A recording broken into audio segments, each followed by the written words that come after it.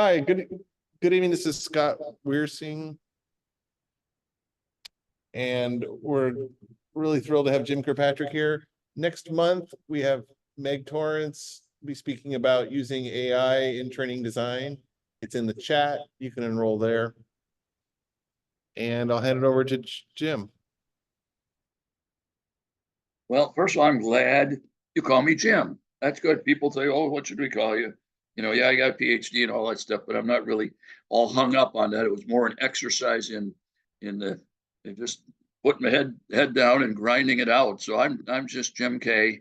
It's odd, even my family, brothers and sisters call me Jim K. And ever since sixth grade, I'm Jim K. So they're good enough, I guess. But I'm really glad to be here for one main reason is HRISPI. And usually when I talk to groups, they do not have the P in their organization. They have the L in it. And you know what the L is? It's learning. You actually have performance in there, and that is, to be honest with you, one of the mantras of our updated Kirkpatrick model is we want people to be thinking like learning and performance professionals rather than just learning professionals. And I will explain why, but I'll tell you, it comes down to mastering the Kirkpatrick model for maximum impact. That is where you need to have dual hats and dual citizenship between the learning side of an organization and the performing side. You have to be bilingual to be able to not just speak the learning language of upskilling and competencies and training. You must be able to speak the language of the business and the workplace, because that is how you build rapport and build trust. But too often we go and we say, hey, wait till you see our new learning journey. And I know with HRISPI, I spoke at the national conference in Phoenix, and we talked a lot about learning and performance. That is our future.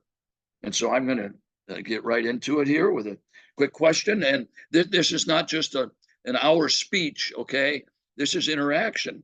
And if you want to unmute and ask something or say, wait a minute, I'm not sure about that, talk more about it. So we'll start with this. True or false? This is the Kirkpatrick model. So I want you to just think, and if anybody wants to blurt it out and say yes or no, I'm just kind of interested in getting started with looking at this rendition.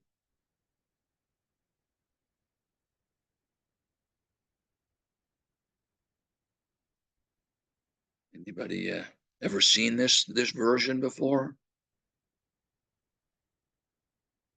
Well, I'll give you a big old false on this. The words are correct. The words are what my dad came up with in the 1950s, but there's something wrong with it. And what I think is wrong with it is the biggest piece is reaction. The second biggest piece is learning, and it gets smaller as it goes up. So they got the right words, but a lot of people, when I ask them, have they seen this triangle? Oh, they all raise their hand. Oh yeah, we've been doing Kirkpatrick for 20 years. I think, uh-oh, that's trouble right away, because they're using traditional Kirkpatrick rather than the new world, which I'm going to be talking to you about and conversing with you. So, uh-oh, somebody's been messing with my slides. Look, they got the order all mixed up there. No, the order is not mixed up. For those of you who are instructional designers, or what I like to call you learning and performance architects, where you are actually building a package deal rather than just a training event. We want to start with the end in mind, as Stephen Covey strongly suggested in his 7 Habits, by knowing where are we going with this? Where's the destination of whatever it is that we're building? We need to know that to know what kind of effort and what kind of content we need to put into it. And then what happens all too rarely is people skip down to, all right, we know the end in mind. Let's now get into the learning and the training and develop that. I can promise you that it is very difficult to get to level 4 without going through level 3 behavior, because if we're relying on the training class to get to results, we're going to be waiting a long time and probably waiting forever, because it is the execution of the training and the learning that will get us there. And I'm going to be real careful here. I remember when we introduced the New World Kirkpatrick Model, it was at an ASTD function back, maybe 2010, 2011. And I was going to unveil the New World Kirkpatrick Model. And the place was filled with hundreds and hundreds of people standing in the back. And I remember I had like an hour and 15 minutes. I said, okay. And I introduced it with level 1. I said, this is how a lot of people know it, so I'll do it this way. I spent about 6 minutes on level 1. And then I said, okay, here's level 2. I spent about 8 minutes on that because I wanted to leave a lot for 3 and 4. Well, just when I was ready to go on, this rude man in the back of the room, he was kind of way back there, nestled in among people that are standing back there. He said, Kirkpatrick, I'm disappointed with you. You could have heard a pin drop, including from me. He said, you know what? It sounds like you're in a big hurry to get past level 1 and 2, to get to 3. And I get 3 and 4. I'm familiar with them, but it sounds like you're really just being neglectful of that and disrespectful. But because I want to tell you that without level 1 and level 2, there will be no level 3 and 4. If people don't learn it, how are they going to perform what they're supposed to do? Then there was silence. You know what I said? I'm sorry, Dad. You're right. And since then, whenever I get to level 1 and 2, I don't want to dismiss it as something that is just to get it over with. We got to have the foundation of learning in order for people to be prepared to perform their job in order to see the results. So this is how we build a learning and performance event, starting with the end in mind, but we're going to execute it from the verse. So might as well start with the definitions. The degree to which random program outcomes are, the degree to which traditional, no, that's not right either. It says the degree to which targeted program outcomes occur and contribute to the organization's highest level result. So what we're going to do here is negotiate with high-level people to find out what is not just the flag at the top of the mountain, what is not just the answer to did it work, but is it working along the way, along the journey? Because that's level 4. This is big level 4, not little level 4 that's just did it work. But these are targeted outcomes that they want to see, that they find credible to believe progress is being made towards contributing to mission. Okay, I really want you to get that this is a lot about, is it working along the way? Are we seeing progress based on execution at level 3? Look at these two. They're working hard. Certainly that's not posed. They're both enjoying what they're looking at. What they're doing is they're applying what they learned now that they're back on the job.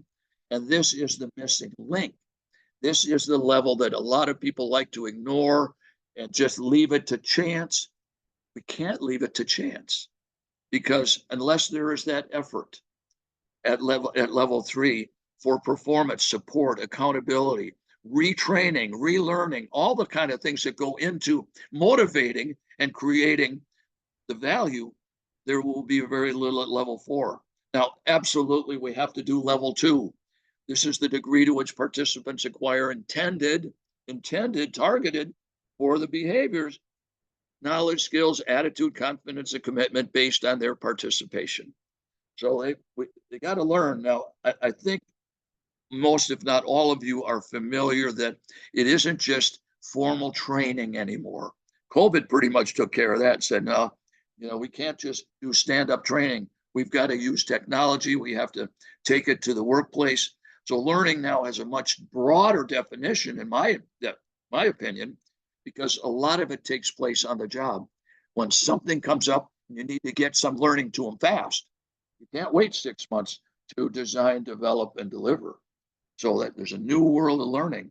And also, a lot of people think level 1 is if people found the training favorable, the happy sheet, the smile sheet, some people call it. Well, what is more important is that the instruction in whatever way it occurs is designed to keep people involved. And that's what I'm going to try and do with you. I'm trying to get you excited about what's going on. I'm trying to be a little out there, you know, a little disruptive of tradition, a lot disruptive of tradition. And yet we're going to be talking to keep you involved, because if you are engaged and involved, you'll probably learn something. But also, I want to make sure we're dealing with questions, not just at the end. What questions do you have with the last 2 minutes, but along the way, so that you can find relevance for your work with what we are saying together. So there are the 4 levels. Now, take a look at this. This is probably our best slide. If you want to take one slide with you, this is it. And we have them on postcards and placards and things. Now we started with the end in mind to build the training. Now we're going to look at level 1. Now notice, they're connected. You see that? They're not separated, because a lot of people want to say, oh, we do them separately. We do a smile sheet and then we do a test. No, level 1 and 2 occur simultaneously, where we're checking to see if people are with us, checking to see if they're getting it. What level is that? Both. With us is level 1 and getting it is level 2. So I want to just bust the myth right off the bat here for anyone that thinks we're supposed to separate them.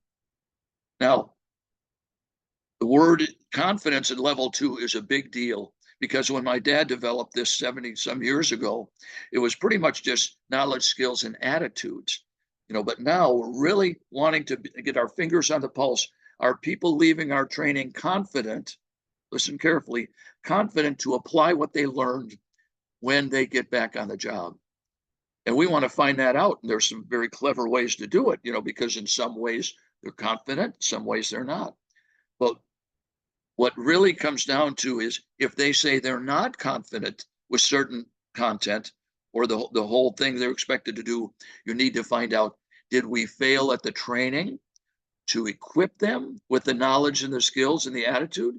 Or is it something lurking out in the workplace that will cause them to fail? We need to know the difference, because it's very different interventions. Oftentimes it's something in the workplace where they say, my boss is going to say we don't do it that way, or we are getting trained on obsolete equipment, or I'm too busy already. So I just want you to know that there is a really important segue here between level 2 and level 3. Now watch carefully.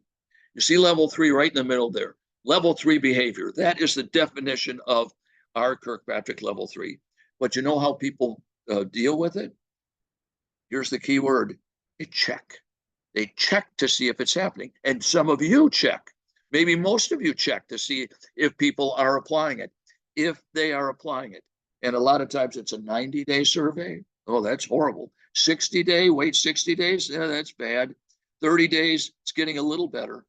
But the key to Kirkpatrick model about this is, the word is not check, the word is influence. And we want you and your partners on the other side of the bridge here between 2 and 3 to go about the business of helping to build a package to make sure that the behaviors, we call them the critical behaviors, that they actually happen. Okay, you get that? This means that there needs to be some kind of a net for people to make mistakes and to help them through that. Some kind of support, some kind of accountability, recognition, reward. Instructional designers need in the future, some of you may already be designing not just a training class, but also the package that needs to be implemented afterwards. And you know whose job it is to implement it? Line managers, supervisors, training graduates, employees, and us. We need to become partners and spend time on the other side of the bridge, helping with the performance and with the compliance and with the motivation for people to actually do their job. Now, I'm curious if any of you are doing that, and I'd like you to unmute and just give me and the rest of us an example of where you are not just a trainer or instructional designer, but you're actually assisting with some kind of coaching or mentoring or something on the other side. But let's see if somebody's got something.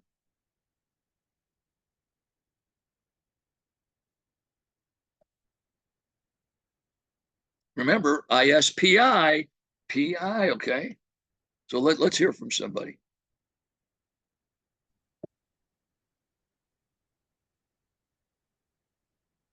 Hello, this is Dr. Stewart. So the way Hello. that I do it is um, we have job guides that we use. So what I do is I take the job guides and then, once they've been trained and they use it, and then I'll follow up later when they're not using their job guides to see how effective was it. To go back and look at the process that they did. Does that process work? Sometimes I actually look at them and follow the guide myself just to make sure, did we hit every spot? So it's kind of twofold, watching them use what they're provided. And then the second thing is watching them do it without the job guide.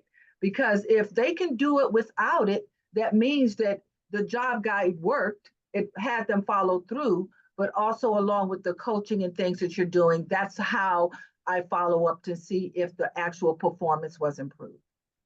Dr. Stewart, let's talk a little bit about that because what others would say, the majority of people in our roles would say, well, we don't need to check on them or observe them or talk to them. We can give them a survey and ask them, are you applying what you learned? And they'll tell us. But you know what? A lot of times they don't respond, or a lot of times, forgive me, they don't tell the truth. They say, oh, of course we're applying it. Right. Now, let me ask you, Dr. Stewart, when you say give us more of a description of how you actually go into the workplace and interact with them and observe them and talk with them. So right now, I am a manager and I have a team under me. So my observation is a daily observation. So I'm watching them, I'm looking at them, and I'm looking at the results of what they've done. So I may wait for them to actually do it because ours is more hands-on. So you have to wait for results. So when it's a hands-on piece and it has to be done at that moment and they put it together, I'll go back, I'll take what they've done, and then I will review it and check it. So for me, because of the relationship I have, when I'm doing it, they understand what I'm doing. They don't look at it as me checking up on them. They don't look at me not believing that they can or can't do it, right? So they understand. And if I do find something that isn't right, it's twofold. It's let's walk through why it didn't work. Let's walk through what happened or what went right and what didn't go right, right? So I think there are a lot of ways you can do it, but if you make it a partnership and a conversation, it's more palatable. It's not like, hey, you didn't do what I said for you to do. It's more as, hey, let's work together to make sure it's correct. It's not an audit, is it? And they're not afraid of you.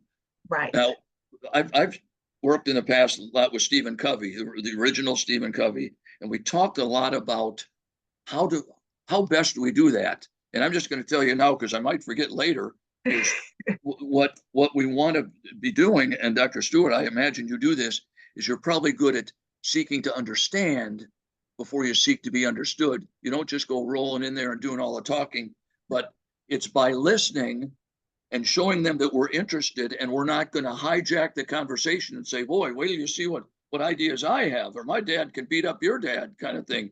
We listen, and then what that does is it builds trust, doesn't it? And you said it's a relationship built on trust. And the best way to do that is to just be honest, go in and say, hey, tell me what's going on here. And be okay if they're honest with you and saying, I'm really struggling and I made a mistake and I'm not sure how to do it. You know what I'm talking about, because you live it. All right, I'm going to ask you, we're going to keep going with this. A lot of people separate level 3 and level 4. They do the behavior, and then separately, we are going to evaluate whether it worked or not.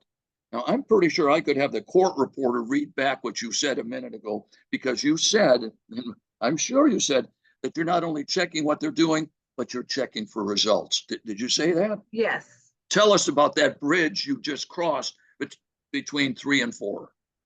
So the results, the type of work we do is just a little different. So when I'm looking for results, I'm looking at when I'm checking this, is it ready to be given to someone, right? Sure. So if it's ready to be given someone, then we're successful. The results are going to be positive.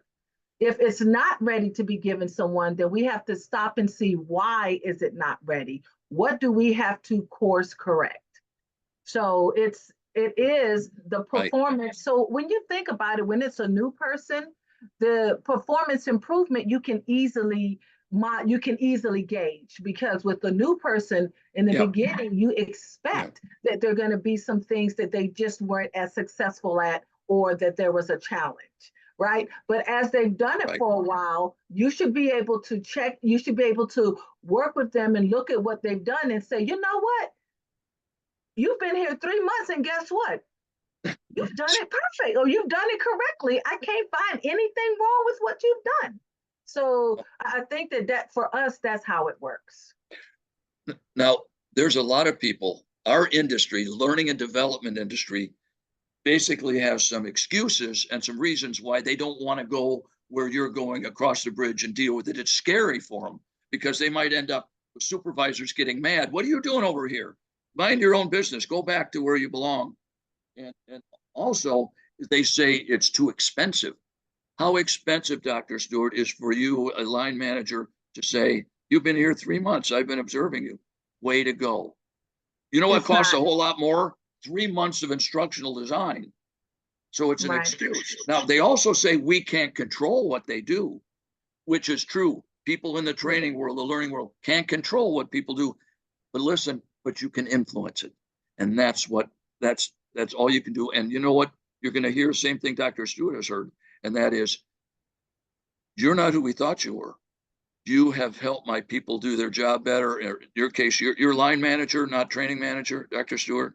Right, I'm a line manager, yes, but Okay, I've been in the training field for a long time, so I can't and get it away. goes the same. It's the same thing. They'll say, we thought you were just training. We thought you were just designing training. You are more than what we thought you are. You are actually helping my people do their job better. And guess what happens to that testimony? It goes up the ladder to senior leaders. So Right. anything you can do to cross that bridge, bilingual, dual citizen, where you're going back and forth and be seen there, you will be seen as adding value rather than being a cost center. And that is what ISPI is designed to do, which is very different from most of the other associations, which are almost totally into learning. So thank you for that great testimony. And the other thing that you showed us, and I'll show you some more, is that level 3 is only a half step away from level 4. It was in the same sentence where she said, this is here's how the work is looking and how are the results. So it isn't you do level 3 with a 90-day survey and then you wait a year to do an ROI study to see if it worked or not. This is you're seeing them doing something and it's starting to pay off. You're starting to get traction as individuals, as teams, as groups, as units, military, whatever. You're seeing traction and progress like along a GPS path, which is now level 3 and level 4 combined. So please, if people tell you that you need to separate level 1 and 2 and 3 and 4, tell them that that's not accurate. If they say, who told you? Tell them that you heard it from a reliable source. Okay. All right. So then level 4. There was something in the chat, and it said behavior needs to be observable and produce valuable outputs. That's one of the comments. Well, that's a good comment, because that I think I wrote that comment, or I've heard it a million times. What that means is you don't want to give people a basket full of competencies that are sometimes vague, sometimes they're outcomes.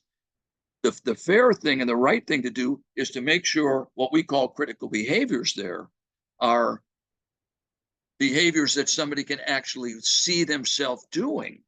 Otherwise, they're going to guess and make it up. And how can you observe it if it isn't clearly written in a way that is observable? How can mentors and coaches and observers and evaluators really know if they're doing it if they're not even sure what they're supposed to do?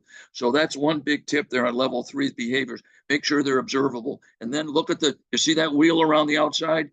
Those are required drivers. Those are drivers of behavior that monitor, reinforce, encourage, reward. Be all about those, because it isn't what happens at the 60th day. It's what happens at the 59 days before. Picture that wheel, that outer wheel churning around, driving the behaviors, which will then lead to initiative outcomes. We call those leading indicators. Those are level 4 signs of progress.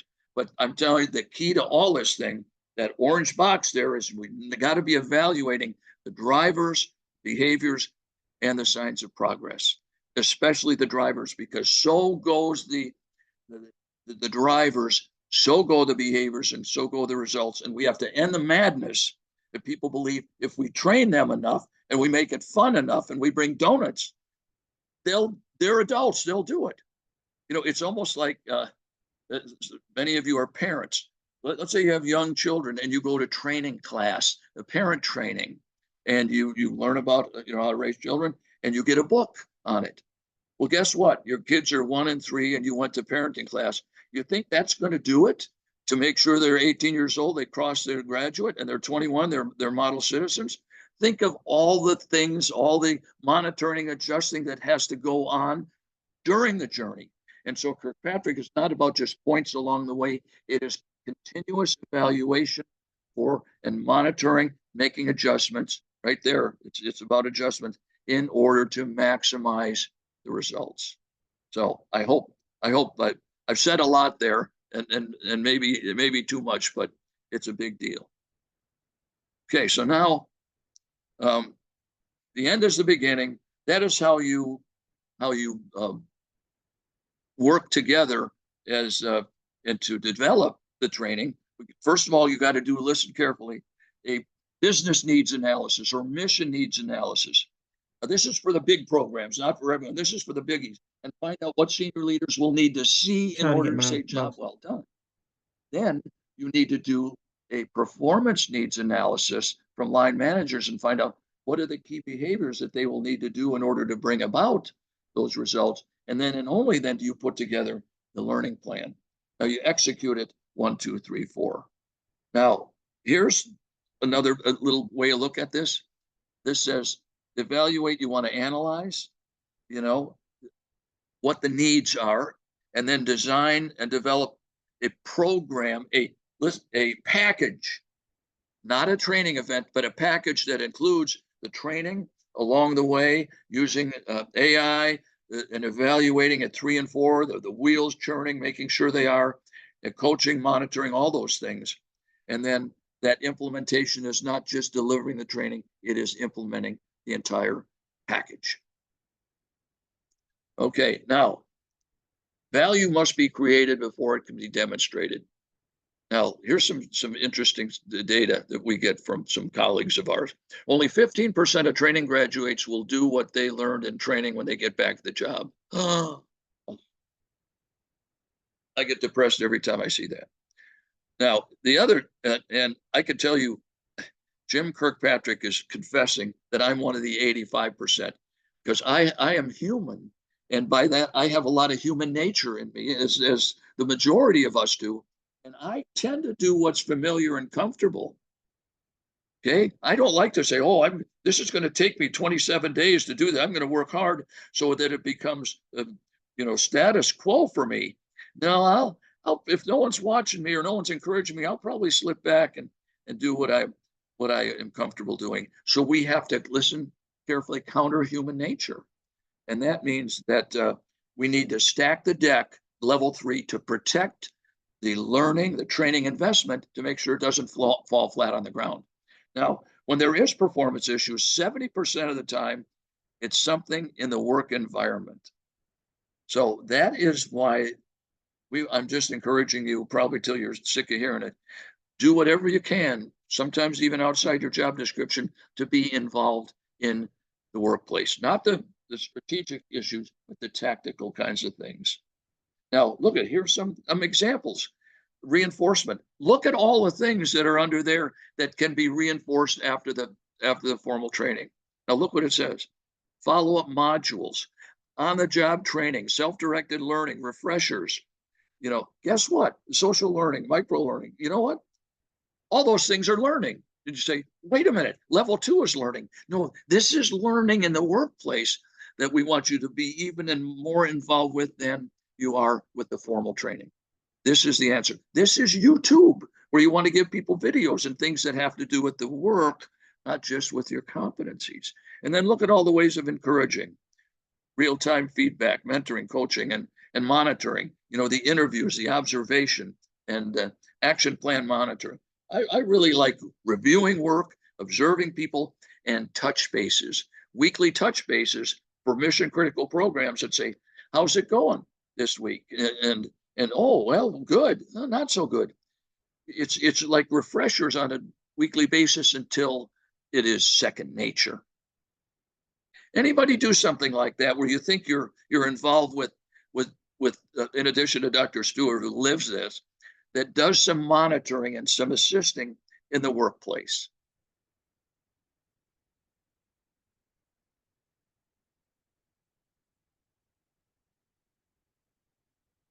I know many of you do. So I'm going to just sit here till one of you shares it.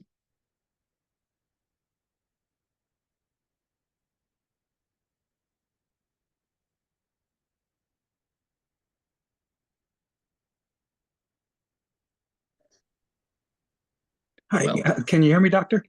yeah, who are you? Yeah. This is Mark Pearson. I Hey, work Mark. work for the Coast Guard. I'm a branch Oh. chief there within our training system for what we call the Enterprise Performance Solutions branch. So we design and develop performance support, whatever that looks like in the PSS or facilitated online training, et cetera. So we kind of do that design, develop, implement piece. Sometimes we do a learner analysis, but usually we receive the analysis from a different team, and then we go forth and build good things to help our employees, our workforce. But so I was thinking about what you were saying. I mean, my role, branch chief. I mean, we have our core day, which is Tuesdays. So we're all there at Main Street Tower in Norfolk on Tuesdays, and that's really our big day to really like check up on our people. I mean, you can only do so much teleworking and such, but when we're there in the office, I tend to spend a good portion of my day, not only in team meetings with different groups, but going out to lunch with them, doing things like that, checking in on them, seeing how they're doing. We have what we call a coffee clutch that we kind of kick our day What's off.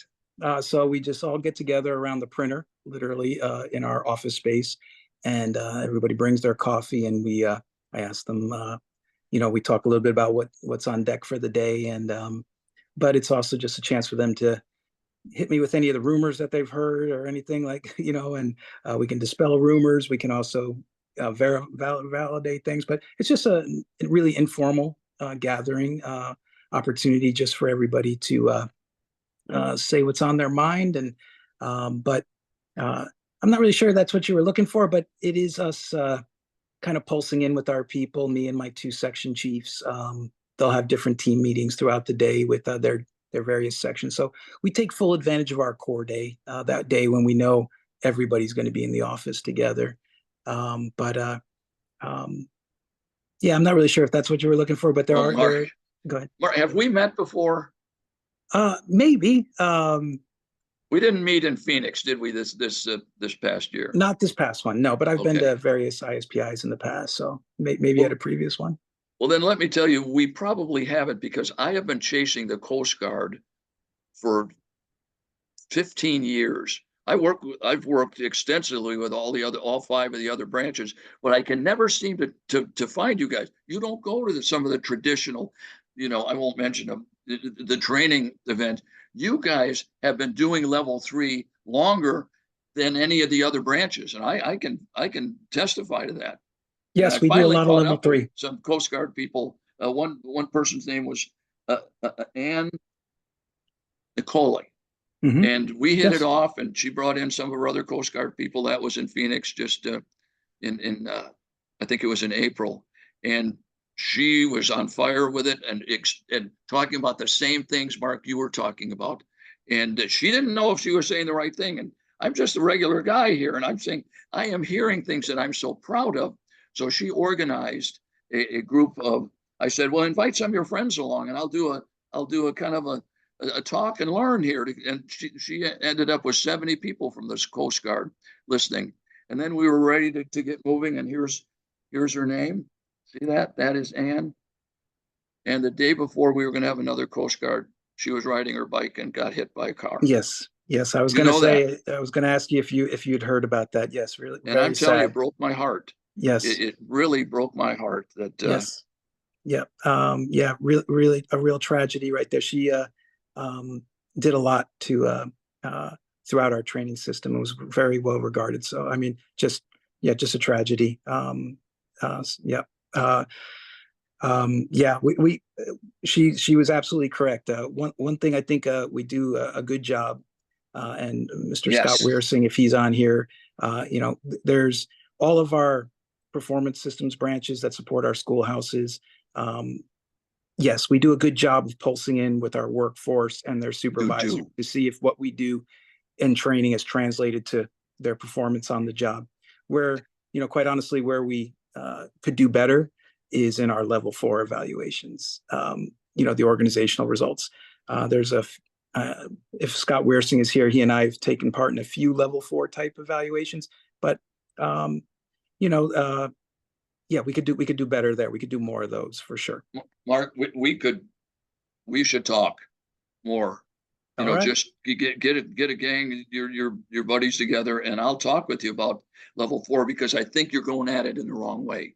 Okay. In fact, I'm positive, and I can share some things with you that I've learned from Space Force and some other groups, NATO, and there are some good things happening that I could share with you that you could just pivot and really make a difference because if you're doing level 3, you guys are out there helping people perform. Level 4 is sitting there, you don't even realize it.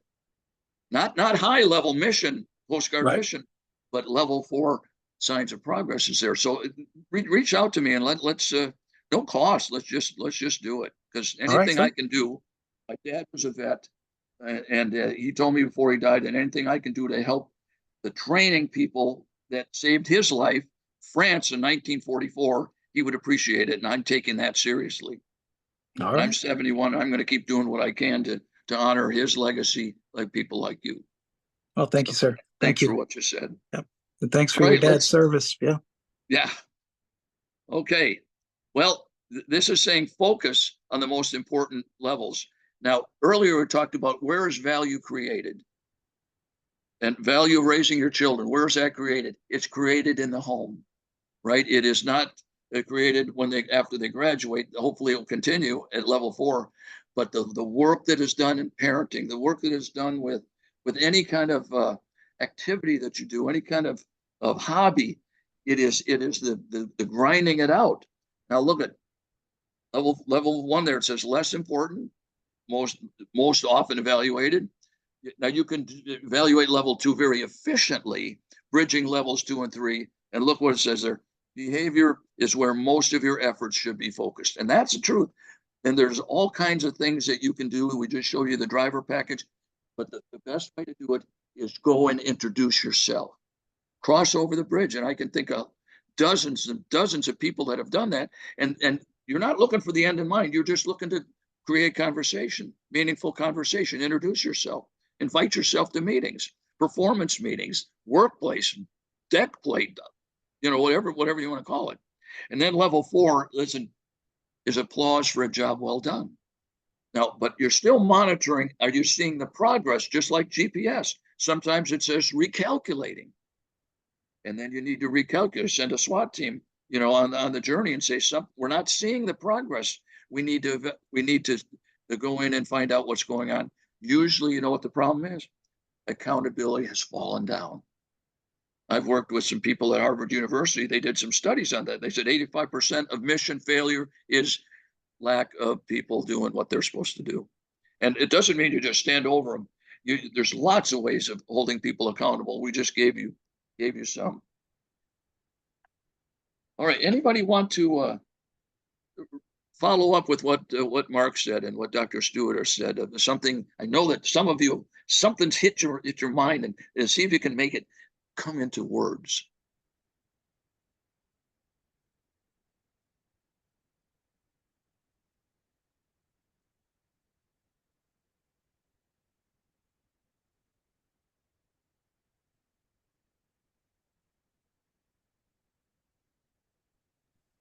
Hey, this is Scott here in the room at ODU. Gotcha. When you're talking about learning, I didn't see motivation in there. So how important is it that learning motivates people to apply it? You talked about, but motivation I think is really important. Talk It about is super important. It is now. Here's what how we see it happening. I've got a PhD in psychology, so I know a little bit about human nature. The more I go, I think the less I know. But the training should be motivating. And what's motivating is not just donuts and good stories, but it is motivated by letting them know that what they're doing is going to turn into something good. And it is going to be focusing on, you get motivated by knowing that what they're learning is relevant, and you need to keep checking and making sure it's happening and not just dealing out old stuff, and also engaging them. Now, that only goes so far. They can be motivated and fired up, go to Tony Robbins, conference sometime. You get all fired up. But what happens after that? Tony always ends by saying, make your move. When you get back, make your move. And that's what I believe in too, is when it's time to go back to your workplace, take responsibility for saying, I'm going to do something with this. I'm not sure where it's going to go, but I'm going to do something with it because it feels important. But here's another thing. A lot of people aren't motivated self. So sometimes you need some artificial motivation. And a lot of times you do external motivation, which is the driver package, talking, encouraging and rewarding and incenting and all those things. But guess what happens? When the performance wheel starts churning and they see that people care, like the two that we've talked to, and like you, Scott, guess what? The external motivation turns into internal motivation because they see that they're contributing. They see that somebody cares about their future, that they're doing a good job. And the key there is to churn that external motivation, the carrot and the stick, into something internal. And I recently worked with a whole group of Navy people at NAVSEA in San Diego. And I'm telling you, some of them were talking a lot about attrition, and people are leaving the Navy, and it's hard to recruit people. These people that I worked with and we worked through are, guess what? They have turned into recruiters. They've turned into evangelists and testifying. They are now bought in because the community that they developed motivates them and keeps them motivated. So absolutely so important, but it must continue throughout, especially when they get back to the workplace. The last thing they need is when they get all fired up and they go back and everyone says, well, get back to work. Just do what you were doing before. Down goes the motivation. You got to capture it, leverage it so that it grows. Have I said enough about motivation for you to know that I agree with you?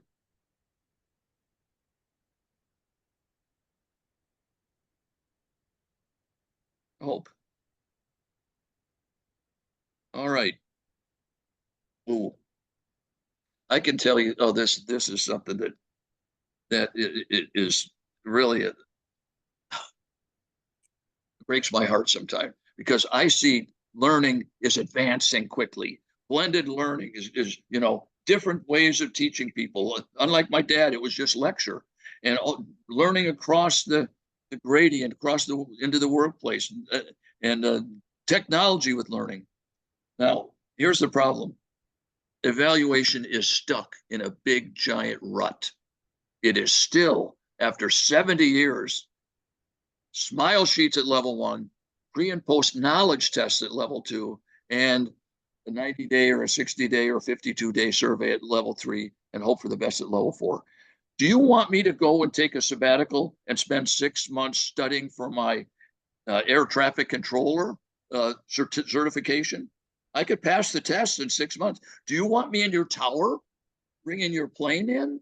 It's silly to think that knowledge is a good indicator of future performance. So evaluation, now listen carefully. Did a lot of work with the CIA and kind of develop this with them. They never make a decision based on any single method or single source.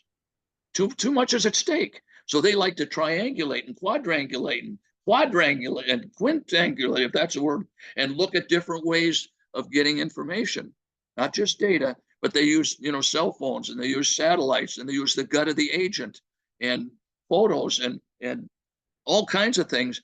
Listen carefully to get as close to the truth as they can about what's going on in order to make the right decisions. And that's why this isn't traditional evaluation. This is blended evaluation. In fact, 5 years ago, we got a registered trademark from the U.S. Patent Office on blended evaluation.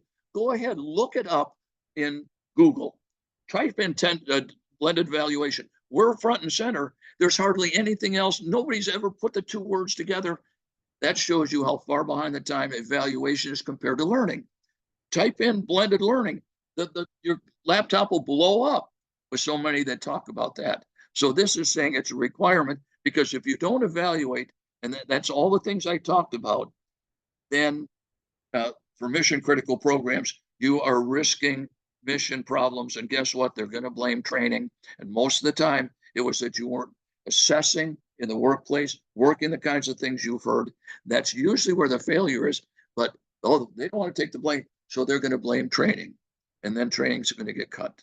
And it's too bad. Training and learning has to reinvent themselves by being bilingual and dual citizens. And that is your future.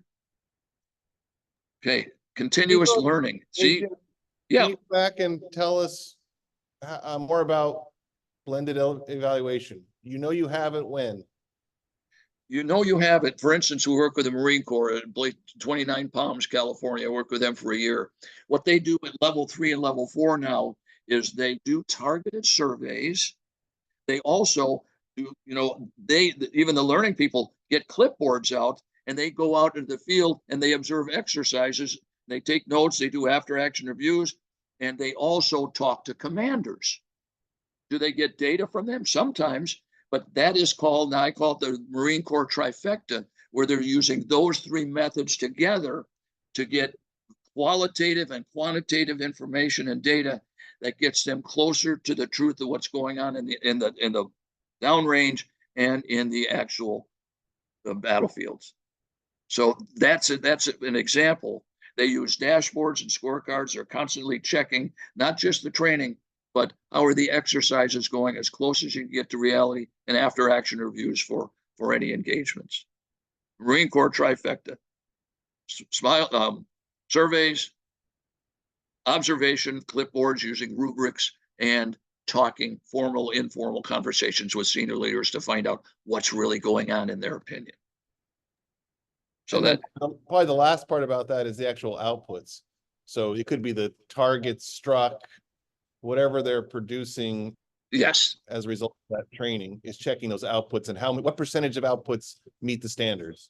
Well, you just get a gold star for the webinar here, because the outputs are level 4. Those are leading indicators, but they're clearly level 4. But the outputs are the proof of eating the pudding, aren't they? And that is what's going on at level 3. Level 3 creates the value. Level 4 celebrates it. All right. Continuous learning. Boy, I'm all for continuous learning. The Navy uses something called RRL, Ready Relevant Learning, where they're trying to take most of the learning away from the schoolhouses and making people come off the ships. They're now taking it to the ships, and they're talking to people and say, what are the threats and opportunities and performance issues that we can build something quickly and bring it to your sailors or your officers? That is what we're talking about here, making sure you're doing it right. You're staying connected to current trends, reality. You know how quickly the political, the military, and the social environment is changing in the world.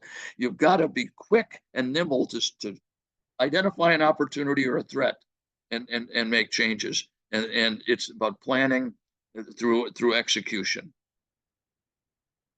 Now, here's the conclusion, okay? And then we'll chat a little bit. I think we have some time. The end is the beginning. We need to know where we're going. The GPS address is your mission statement. Or it could be your department statement, or it could be your division. But you've got to have your eyes on that, knowing where you're going. But then you don't keep staring at it. I mean, I work with one of the NFL football teams, and their end of the beginning is, you might think it's Super Bowl, but it's really financial. And it would be nice to win the Super Bowl. You think the players are staring up at a picture of the Super Bowl trophy? No, they're grinding it out every week on the gridiron, on the football field. That is how they then move the chains and turnover ratios. And I worked with Peyton Manning. I don't know if you ever heard of him, and Tony Dungy with the Indianapolis Colts. They have to do mid-course corrections, mid-game corrections, just like mid-course corrections in your organizations. It's the same thing. And then value must be created before it can be demonstrated. That is in the workplace with your help. It says focus on the most important levels, and that's level 3 and the beginnings of level 4. And then it create a culture of evaluation. Now, I got to tell you, the CEO of Kirkpatrick Partners is Vanessa, and she talks about a culture of evaluation. Well, there's an unhealthy culture that thinks it's a smile sheet, pre and post test, and 90-day survey and hope for the best. But this is a positive culture where evaluation is ongoing. This isn't just going for your checkup once a year. This is monitoring your pulse, using your Apple Watch, your steps, all these things, monitoring and adjusting along the way. And so I'm just trying to hit the high points. And please, blended evaluation is a key. Do not trust any single source or single method of evaluation, because you're making conclusions that are probably not accurate. All right, let's see. How much time do we have left? Oh, we got about 20, 25 minutes of questions, or when the questions Great. out. And notice that's why we didn't stop early, because now it's our turn to communicate with each other, and 3 of you already got the ball rolling. So here's your chance. You have a reliable source, I think, in front of you here that might know something about. You know what? I'm no great shakes, but I've been around a lot, and I have learned what works, and that I'm an expert in. So let's see what you can start out with. Here at the room at ODU, we got Mark Bowers with a question. Hey, Jim, thank you very much for being with us. I Sure. got a question about how do you justify, or what have you used to justify the resourcing the continuous evaluation or all Right. I mean, surveys are easy and cheap and throw them on a spreadsheet so they're loved, but incredibly short-sighted. So to put folks out there like the Marine Corps with clipboards and interviews with senior leaders is pretty resource intensive. So just any thoughts on making Well, here's I got some answers for that. First of all, we talk about mission critical programs, and that's maybe the 10%. Now you may say, oh, everything is mission critical in our organization. We're NASA or whatever. But what we're trying to determine is, what are the programs that mission failure is not an option? The threat, and what it means is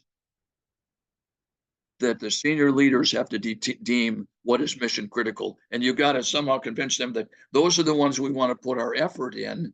All the other ones, surely we're going to be focusing on level 3, but these are the ones where, listen, level 3 is not an option. They're non-negotiable behaviors, and here's the key there. And I'm going to get to your question of how do we resources. You are recruiting the senior leaders, the sponsors of the program, the 1-stars, the CLO, CFOs, whatever, to be part of the package. You can't let them just put their feet up on the desk and wait for the results to come. What you really need to do is say, we're gonna you said this is mission critical, right? Yes. Therefore, we've agreed that these behaviors are non-negotiable, right? They said yes. I said, well, we don't have the power to do this. Training doesn't have the power to do this. But if we work together, with you actively being champions for what's going well and being challengers of what isn't, that is what's going to make this a success. For instance, we'll give you a list. Here's a list of of some people, some line managers in your organization that are doing a good job. Would you mind talking with them? Would you mind emailing them, calling them, something to tell them how pleased you are with them? And here's another list. Guess what? There's a list where those who said they committed to doing the kind of leadership that they've been trained to do are not doing it. We've talked to them. They're not listening to us. Guess who they'll talk to? You. You need to call them up and say, this is unacceptable. But you leave it to them. And this is how this whole thing works for the biggies, the heavies, the mission critical, is it's a collaboration where you have not just gathered information from the sponsors, but you're recruiting them to be part of the solution. Now, some of them won't do it, but you want to find those that are open-minded and mission-minded that will say, that's a really interesting concept. It makes sense. And then the answer should be from you, well, how about if we give it a try? Let's do one proof of concept, one program, and let's show everybody how this works. And when it does work, and it's time to demonstrate the value to your jury, whoever that is, guess who's standing there with you? Some of the line managers, some of the senior leaders, and you are presenting as a team, a cross-functional team with learning people, doing people. That is what gets budgets, and that is what people will pay for, that because they know this is valuable, and this is rather than just a cost center. But you save those big efforts for the mission critical ones, and then hopefully you create a culture of evaluation where people are encouraging each other. You know, Dr. Stewart, nobody told her she has to do that. She knows it's the right thing to do, and others are probably watching her. So those are thoughts that I have about that from organizations that make it work.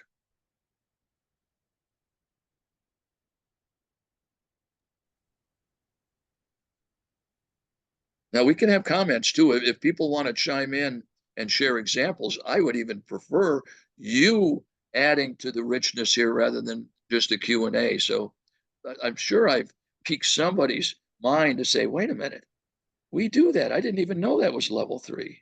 Let's hear from one of you. Jim, can you hear me? This is Walter Dick. Hey, Walter. Yes. Hey, as someone who attended the first ISPI meeting in San Antonio in 1962. What? Yes, I did as a grad student. But let me Terrific. say how important what you're talking about is, and I think it deserves recognition. Little background, when we were designing a model at Florida State to design training, the model at that point was Scriven, which came out of curriculum development. And he was a guy who talked about formative and summative evaluation. And we thought that's the key idea. And that's what we put in our model. But, you know, as a faculty, which included Bob Guigné and Les Briggs and Bob Morgan and John Keller in motivation and Roger Kaufman, Roger gave us a tutorial on needs assessment. He said, hey, you guys, you need to know what is the need for the training that you're providing. And I think when we converted individually to understanding performance technology and the relationship from the front end to the back end of the whole training process, your father's model and your work fit in so perfectly. I can't understand why we didn't hire one of you into Florida State, but I was 8 years old. That's why you didn't hire me. You couldn't pay your salary. But anyway, by the way, we had a large number of Coast Guard men come in for training, and I think they picked up on the total model that you're talking about, and so that's where a lot of that came from. But I've really enjoyed listening to you tonight, and I'm 87 years old, and I'm still. Wait a minute, you broke up. It sounded like you said you were 87 years old. Well, that came to I can do the math. seems to be How the come way- you're still hanging around this stuff when you could have been retired long ago and Well, playing golf? I found out that I'm not a good golfer, so I came back. I love to get down to Florida State now and then. We just had our 50th anniversary of the founding of the Instructional System Design Program at Florida State.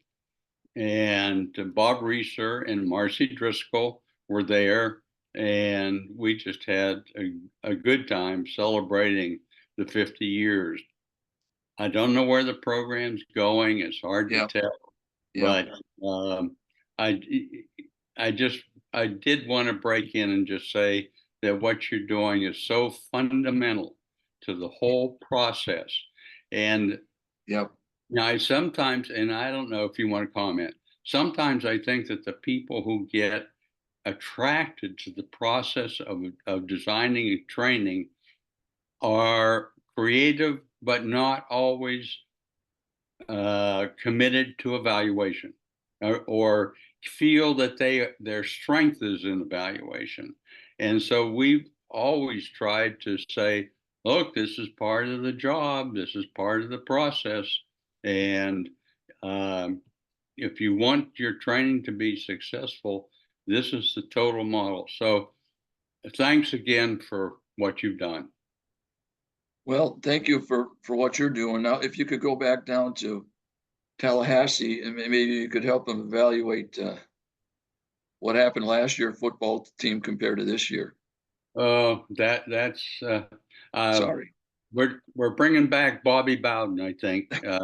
You know, my dad wrote a book with him once. Really? He wrote a book on coaching, and he interviewed Bowden, and he took it. I got it sitting right up there, and he interviewed him and said he was one of the finest men he ever had met. Yeah, I think he was. He was really committed to the players and to his faith, and he was a wonderful guy. Well, you're committed too, because you could have. You're still out there influencing people, and that's what a lot of this is about. You're trying to influence and not just follow tradition, not just try and do what is your job description. We're trying to influence people to be motivated to make changes, because we desperately need to do that. You know, because there's so many ways that whatever your faith is or whatever your beliefs are about politics and things, you know, we're not in a good position from an economic point of view and social, and a lot of people need a lot of help. But before I forget, and we've still got some time, some of you might be interested in, it's time for a confession from me. The literature and the books talk about the history of the four levels. And it basically comes in two different forms. One is 1954, Professor Don Kirkpatrick, finishing up his dissertation, was teaching a supervision class, and he thought, well, I might as well see if they like the training, might as well see if they learned anything, and hopefully he'll check back to see if they're doing anything. And some say that was the birth of the four levels. Others say it was 1959, 1960, where he wrote 4 articles for the Training Directors Forum, 1, 2, 3, 4. Well, that's not the truth. Okay, that was not the beginning. And so what happened? And I'll tell you the truth. I don't tell this to many people. 10 years earlier, 1944. Okay, you know what was going on in 1944? There was a private first class that found himself in France. Okay, and it was in June, and this PFC was with his company, and this was D-Day plus 6 or 7 days. They had finally gotten inland, and they came to a canal. There was a bridge over the canal, and the orders came: hold the bridge at all costs. So they thought, okay, well, we've practiced this forever. You know, we've been trained it. We know what we need to do. And by God, we're going to hold that bridge. Well, it started getting, the wind came up and some clouds came in. It was starting to get dusk. And they could hear the armor in the distance coming. And they knew it was not Sherman's. They knew it was the enemy. And they're getting closer and they panicked. They all got scared. They all, just almost to a man, they got scared. And then as the enemy got closer, this PFC reports that their training kicked in. That was the words. The training kicked in. They knew what they had to do, and they held the bridge, and reinforcements came, and they were all holding each other, hugging, crying, praying, just a release of emotions. And this private first class got down on his hands and knees, and there's something, and he said, if I ever get the chance to repay the people that saved my life and the life of my buddies here, I will take it. So it was not Professor Don Kirkpatrick who initiated the 4 levels. It was private first class Don Kirkpatrick. So that's the truth. That is the true story. So, and I'm 71. I'm not in my 80s yet, but I'm 71 and I'm still doing what he asked me to do. And that is to help people wherever, I just got back from this keynote address with NATO overseas, and I'm going to try and live up to his request to me. And that's to, I got a lot left in the tank. I'm going to keep trying to do it, not just for the military, but for people that deserve better from our, from our industry. And I'm seeing it being delivered. All right. So who else has something to share? Let me just add one comment, and then I'll get good. a lot out of your hair. But it ties into exactly to your story. Bob Gagne was my mentor, major professor, and I said, Bob, how did you get so interested? You and Bob Glazer in learning performance. He said, we were recruited during the Second World War as psychologists. And they said, you guys know all about learning. So just, tell us how to train these guys in a hurry to get over there, to do what you've just said. And Gagne said, we didn't know what to do. All our lab rats and studies of that sort didn't really tell us. And so when World War II was over, he and Bob Glazer and others said, we're committing our lives to applied learning performance. And we're going to try to learn and understand how to create training in a meaningful and successful way.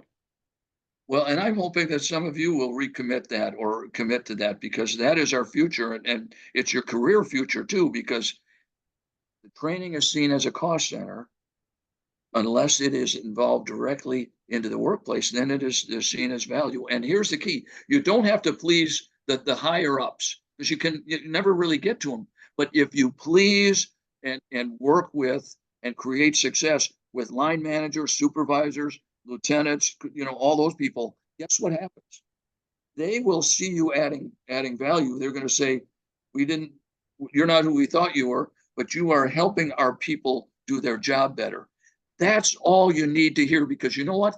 They are the intermediary, and they are the spokespeople that will go up and tell the higher levels. Our industry is so over enameled by you got to prove it to the high level people. No, you don't. You prove it through the people that have their eye and have their ears. And so that's not nearly so hard. And here's some additional things that will help you. I'm so glad that you joined me, and that I met your leader, in Phoenix. And look, here's different ways that you can reach out to us. We are real people. And I hope if I did anything, you know that I'm a real person, that I care, and that I'm no better than anybody else. I just happen to be around longer than almost all of you, but not quite. But we've got website, we've got the Kirkpatrick Summit. You'll see information where it'd be our second summit. Vanessa and I do podcasts all the time and enjoy doing that, and get very off script, but we just enjoy this kind of conversation. And these are some books. The one on the left was 2016 that still is, you know, it's still right on target. So, hey, you know what? We're about conversation. So reach out and say you want to talk to Jim. You want to talk to somebody about smile sheets. You want to talk to someone about how do you train leaders better. We're standing by and we're ready to help. And again, I'm so honored to be with ISPI, but chasing you guys down for years, and finally caught you at the conference. And now I had the honor of being asked to do this, and it's been my pleasure.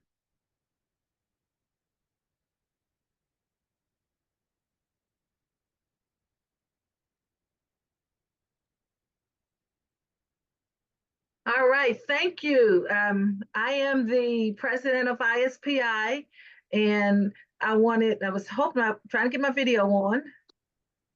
Hi, I'm the president of ISPI right now, and I wanted to tell you thank you for joining us. I didn't know if Scott had anything that he wanted to say before we sign off. Scott? Thanks. This is Scott. We have an echo here in our room. Sorry about that. But thanks again, Jim, and everybody for participating and sharing those stories tonight. We'll send out the deck and a link to the recording tomorrow. And again, you can reach out to Jim through the email on this if you have any other questions or examples that you'd want to share with him. Thanks again, Jim, for taking the time to share your new model. Well, it was my pleasure. And I know a lot of people say that, but I mean it. And way to go, all of you. Appreciate it. Yep. Thank you, Doctor. Appreciate it. Okay. Yes, Dr. Kirkpatrick.